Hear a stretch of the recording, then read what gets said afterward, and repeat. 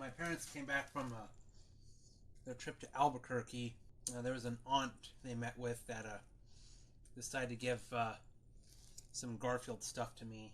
In this baggie, I guess there's like ornaments. Here's this one. Looks like Garfield, Santa Garfield, and Odie as an elf. Kind of interesting looking. I mean, the Garfield's face is painted on pretty well. The stripes, a little unusual. They're solid instead of, you know, segmented. They got a neat painting effect on his ears, though. If I hold it up pretty close. And then Odie looks kind of weird. Like, look at how thick his ears are. Like, this is one of those things where it could be official or this could be a bootleg. I don't know. A Garfield Christmas wreath thing. His nose is starting to fall off. Yeah, but again, maybe I should look up old Garfield Christmas ornaments or something and see if these are official or not. Like the nose falling off. I don't know, it does, I don't know, make it almost feel like a bootleg. But this here looks like it's official. Rubber Garfield figurine. Right here. It's kind of odd. Well, before I'll just put that down for a moment. But there's also this thing, little, I guess it's a plushie ornament. I don't know if that's like an, whoops. Yeah, this actually does look like a little tiny Garfield plush, like the one, you know, the bigger ones I have. But look, the head can spin around. Yeah, what is this? A Christmas toy or a Halloween toy? They're going all Exorcist here. Yeah, should I say a Hail Mary or something? Because I don't think Garfield's quite right in the head here. Little rubber Garfield figurine here. This is interesting if I turn around. Yeah. Is there a date on this? Well, if Garfield's standing up here, then clearly this is probably 80s Garfield or something, but somewhere I have a statue that's in a very similar pose like this. Let me see if I can find it on Google Images. Oh, there we go. I found it. This is the statue I had. Yeah, I don't know where it is now, but I had one of these, and I guess I did not treat it well because Garfield detached from the base. But yeah, if you look at the little toy here, it's like a nearly identical pose. And if I think about it, if I look at the Garfield has kind of the same pose. Like, I would not be surprised. I mean, this is probably just some stock art of Garfield they put on the Sonic and Garfield pack, but I wouldn't be surprised if, like, they just took this pose and turned that into the statue. Yeah, because it does look like basically the same pose. And I like that we have people doing having movie Garfield and movie Sonic. The funny thing is, when I this theater where I saw Superman and Fantastic Four, they actually had a poster up for, like, they were gonna have replay some older movies, and they had Sonic 3 right next to the Garfield movie, the 2024 Garfield movie, I should say, not the old Bill Murray ones. I thought that was pretty funny, having Sonic 3 next to Garfield. And the Garfield movie was playing on July 28th, which is Jim Davis's birthday, and July 30th. So I don't know if putting Sonic and Garfield next to each other was meant to be a reference to this old crossover. And if the Garfield movie was deliberately being played on Jim Davis's birthday, I don't know, but it is kind of a funny coincidence. Yeah, but yeah, this statue here looks like a similar pose. I think that's one. What is this? A 3D printed Garfield Buddha. Well, I remember from that video, Jim Davis was interviewed by Vice years ago, back in, 2017, 2018 or something. They asked Jim Davis a question like, or it wasn't a question, it was like a statement that Garfield is iconic as the Buddha or Jesus Christ or something. And, you know, here's someone, I guess, that took it the next step. Here's Garfield as the Buddha. Yeah, look at those giant man boobs and nipples there. They went all out on this, like, yeah, they got very detailed, robes there too. When can I expect, Jesus Garfield, Muhammad Garfield, although, I don't know, you might get suicide bombed if you do that. What else? Zoroaster Garfield, Joseph Smith Garfield, Shabta Zavi Garfield. I mean, you can just apply Garfield to like any religious figure or something. So anyway, going back to the stuff that my aunt gave me, aside from those Christmas ornaments, they also got a bunch of Garfield bookmarks. I do have one Garfield bookmark. It's like, I don't know where it is, but it's like an old bookmark of, I think, a Garfield astrology sign where he's Pisces or something. There's I don't know what the letter B there is supposed to be. Maybe it's for my dad's. No, it can't be my dad. But let's see if I can remove this little pin. Look at each of these bookmarks. Garfield saying, "This story has gone to the dogs." And please excuse my really horrible Lorenzo music impression. And then Garfield saying, "Read my lips." Didn't he actually say "read my lips" in Garfield's Fun Fest? I thought I watched that scene several times when Peter the Cat did the review. Pookie is a one-cat teddy bear. It's like 80s looking Garfield. And then, "You get the popcorn and I'll save your place." There we go. Yeah, it looks like this is a mix of like older looking Garfield bookmarks, and then I don't know, this is more like late 80s Garfield. Oh wow. "Butt out, it's my book." Yeah, there we go. Garfield mooning the viewer. And "I'm easy to please as long as things go my way." And that looks like a much older bookmark, because that looks like an older style Pookie. Like, I think when Pookie first appeared, he did have a little smile on his face, but I don't think they have that anymore. And here we have Garfield eating a lasagna. Oh, this quote from the second Garfield book: "With all due respect to Will Rogers, I never met a lasagna I didn't like." Yeah, that's the quote from his second book, Garfield Gains Weight. I don't know, I guess a nice perspective drawing of a lasagna pan also. In fact, I think this looks like this might be the same drawing that's on the cover of Garfield Gains Weight. Just a moment. Yeah, I'm getting a little distracted here, but no, I was wrong. Yeah, different drawings. Yeah. For some, I guess I had a Mandela effect. Excuse me. I thought that this drawing of Garfield was also used on the cover of Garfield Gains Weight. My bad. I should maybe do some Domino or Peter parodies of Garfield covers, like where it's, I don't know, Peter gains weight or something. And then we have a non-Garfield, a non-Garfield bookmark. How'd this get here? Yeah. Maybe I should throw it in the fireplace or something. "Please be nice to me. I've had a hard day." Some funky-looking raccoon with a bird on its head. It looks like one of those ravens from the Yoshi games. "Have you kicked your dog today?" Yeah, there we go. The anti-dog propaganda from Garfield.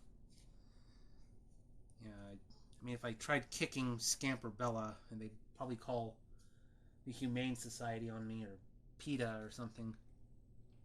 "Some call it laziness. I call it deep thought." Yeah, and it even says Garfield bookmarks on the back. I've seen in half-price books, like Garfield books of postcards, and I wonder, what if some of the artwork on these bookmarks has are also used on postcards or something. And we have Garfield with a jump rope. "I might as well exercise. I'm in a bad mood anyway." So Garfield only exercises in a bad mood? I mean, it is kind of a bit out of character for him. There was a mobile game a while back called Garfield Fit or something. I guess, I don't know, Jim Davis or whoever decided to jump on the Wii Fit craze or something and make a game where you get fit with Garfield, and you could even unlock skins. Like, here's Garfield in the Garzuka costume from Pet Force, and I'm like, wow, this, I don't know, this just violates the kind of character Garfield is supposed to be. Whose idea was this? I mean, I don't know, make it Odie fit or something, or John fit. At least have a character that wants to exercise rather than Garfield. And then we have this one. Oh, it's just Garfield saying, "Eat your heart out." And I think that's actually the title of one of the Garfield books. Garfield eats his heart out. I follow a streamer on Twitch whose cat regularly shows up, and the cat's name is 4Cheese Lasagna. Coincidence? Oh, I think not! Doing the Matt Pat thing again. Oh, we got a copy of the Garfield eating lasagna one. A bookmark that looks like it's been chewed. You know, I love getting into a good book. Oh, well, that's... Yeah, it looks like it's chewed, but actually Garfield's like slashing it. You know, like he's shredding a scratching post or something, or shredding furniture. Then we have one with Garfield and Pookie. Save my place. And again, we see the early design of Pookie where he's got a smile on his face. Almost done. And then, it's hard to be humble when you're as great as I am. Wow.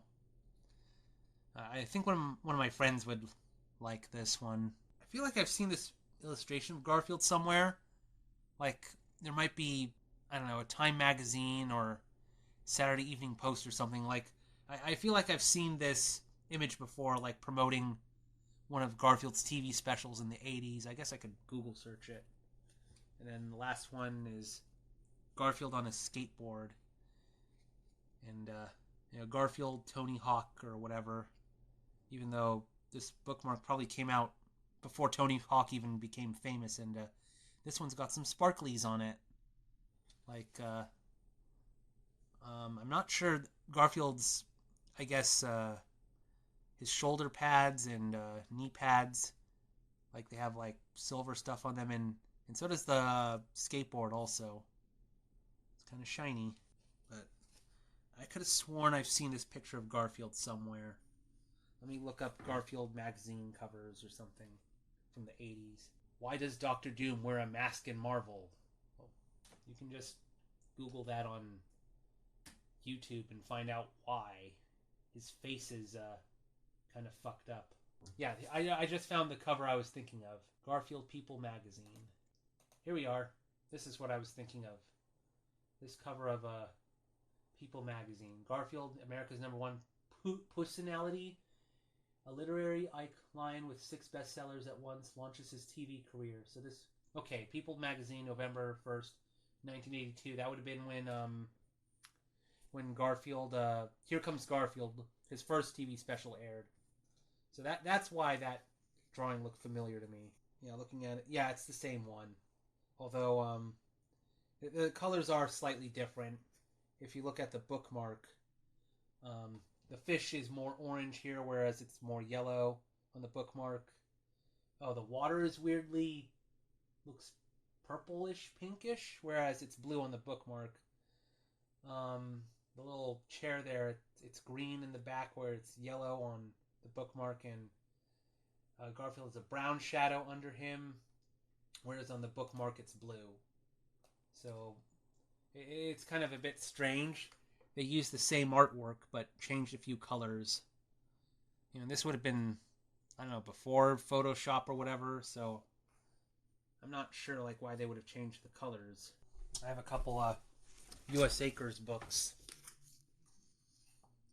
You know, like, I only have the book 2, 3, and 4. I don't have book 1. And U.S. Acres was never fully printed in America because the comic ended very shortly after the 4th book. But however, I think the website is called Platypus Comics. In Europe, the books were printed shorter, and they actually did go to the end of the comic. But now, I think on the Garfield website or something, or you can go online also. Maybe the Garfield Wiki, they probably have the entire comic strip run of U.S. Acres. It's kind of funny because, of course, my first exposure to U.S. Acres was the Garfield and Friends show, but then, like, I had a friend in elementary school that gave me a newspaper clipping, like, oh, look at this, there's a U.S. Acres comic strip, too, and it almost felt like a kind of an urban legend, seeing that U.S. Acres was also a comic strip, and it felt especially weird. You know, in one of my previous streams, I showed that one of the Garfield books has a joke about here are a bunch of rejected Garfield characters, and maybe Jim Davis will bring them back in a comic strip called Rogues Gallery. So for like years as a kid, I wondered, is there another comic strip Jim Davis did called Rogues Gallery, actually in other newspapers that I haven't seen, that have these really strange Garfield characters? You know, kind of a little urban legend for myself, even though, you know, I was just a kid and I didn't understand it was just a joke. You know, if Jim Davis could have, you know, U.S. Acres as a comic strip that I never seen before, how do I know that there isn't also another Garfield spinoff called Rogues Gallery or something? Maybe I should do some artwork of those weird Garfield variants. I don't remember if I've shown these off before. You know, my copy of Am I Cool or What, signed by Desiree Goyette and Ed Bogus. And also my copy of Garfield's Judgment Day, also autographed by them. Because if you watch the 10th anniversary Garfield TV special, there's a very brief clip of Desiree Goyette singing a song for the unmade Garfield's Judgment Day movie, and I asked her what happened to it, and she told me that, you know, the story online is that the movie was considered too dark, and so Jim Davis couldn't find any studios that'd be willing to animate it. But Desiree Goyette mentioned that like CBS, once they learned about the movie project, they like started to demand more money or something, and got into a lawsuit with Jim Davis, and that kind of stopped the movie from ever being made. And so Jim Davis just made it into a book, which, excuse me, you know, I'm not sure if, like, I don't know, if one day maybe Jim Davis will try to adapt this again. Like, I don't know if he would ever do this as the second Chris Pratt movie. You know, like, well, these are some nice illustrations, though. Who drew this? Was it Mike Fence or someone else? Yeah, story by Jim Davis, adapted by Kim Campbell, illustrated by Mike Fence, Kevin Campbell, Larry Fence, and Dave Kuhn. So there's actually like 4 illustrators here. So I don't know if some pages were done by one artist, or if like one artist did the sketch lines, another did the coloring and everything. Trying to find. Ooh, yeah, you got some. Shit you'd never seen in a Garfield movie. Like, I don't know if they'd have something like this, but yeah, maybe I should try drawing a scene like this, just the way it's colored and everything, where almost airbrushed. I mean, I can do that in Sketchbook Pro or Procreate. Yeah, you get some odd looking. This is a very strange looking drawing of John here. Like, I have my old video from a decade ago where Peter the Cat reads Garfield's Judgment Day, but, like, you know, we didn't show the illustrations up close. Oh, yeah, if I wanted to see how to draw a cartoony tornado for James the Duck's commission, you know, there's one right there.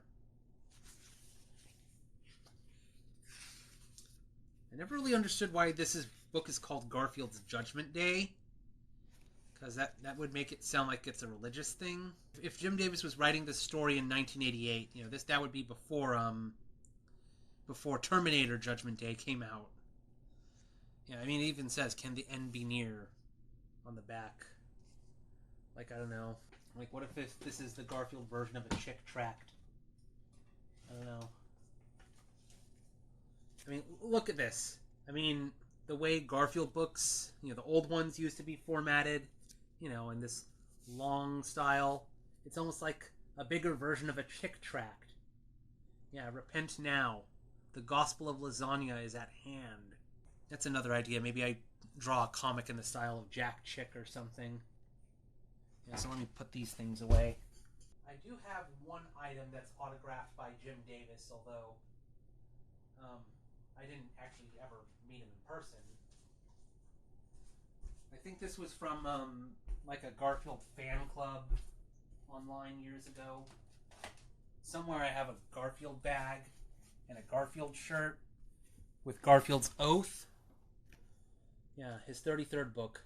Garfield throws his weight around, and on the inside, here we are, Jim Davis. Yeah, but this was from something I got online though, so this was mailed to me. So I don't know if I was to like actually sell this on eBay or something. Like I don't know. I'd probably have to go on the web, like Internet Archive, on the Garfield website, and be like, okay, here's the in 1980, 1998, because that's the date on the book. Yeah, there was this offer from the Garfield fan club, and Jim Davis offered this, and this is where this came from. Like I don't know, and maybe I don't know somehow someone writes a letter to Jim Davis, or and he gets his lawyers or Gary Barker or one of his other illustrators as like his witness or something to confirm that yes, this was indeed an authentically autographed by Jim Davis Garfield book or something. I don't know. I don't know if Jim Davis does conventions or something, but maybe I could like show this to him and be like, oh, this is one item by you that I own that is autographed by you, and maybe see if he remembers it. Not this particular book, but see if he remembers like autographing these books for the Garfield website, way back in 1998 or something. I don't know. It'd be interesting if like I could find some Garfield memorabilia that has an autograph from Lorenzo Music on it, an animation cell or a napkin he wrote on. Big fat hairy deal, signed Lorenzo Music. I know that Greg Berger, the voice of Odie, not the movie voice of Odie. I know that he does conventions sometimes. I know he's been to SAC Anime, a few anime conventions, so it'd be interesting if like I could maybe meet him and I get some Odie memorabilia signed by him. And maybe, I don't know, have him sign my Garfield's Judgment Day book and see if he has any memories of working on that movie, although all it would be was just going, barf, barf, barf, just barking as Odie. Desiree Goyette told me that she did the songs for that movie, and then it's like she just waited and noticed, it's never came out. So it's like, they just did a project one day, and then didn't really revisit it. It's like, where'd it go? And they just move on. Yes, I think most people when they read Garfield think Lorenzo Music's voice. And if you look, I don't remember. There's an old news broadcast that aired with the making of Garfield. Here Comes Garfield, his first TV special, where they have behind the scenes footage where Desiree Goyette danced like the dance Garfield does at the beginning of the special. I think Desiree Goyette, I think it was her. She actually acted out that dance as reference for the animators. And there's some footage of Lorenzo Music speaking, and holy shit, Lorenzo Music's normal voice is just his Garfield voice. It's so surreal hearing the voice you associate with a cat, or his other characters like that boar from Tailspin, or the one character he voiced in the American Rabbit movie. Like just hearing Garfield's voice come out of, or Tummy Gummy from Gummy Bears, like just hearing that voice come out of a human is so surreal, and it's just his voice. It's not like it's not like he made up a voice or something. Like other memorable Lorenzo Music voices, Carlton the Doorman. Okay, enough of a Garfield diversion. I wouldn't be surprised if someone made a gotcha game where he plays different variations of Garfield. Tom and Jerry did that with Tom and Jerry Chase, so why not? A Garfield gotcha game. That's, I don't know. I mean, if Jim Davis got talked into doing Garfield Eats, it's surprising that someone didn't convince Jim Davis to do like Garfield Crypto or something.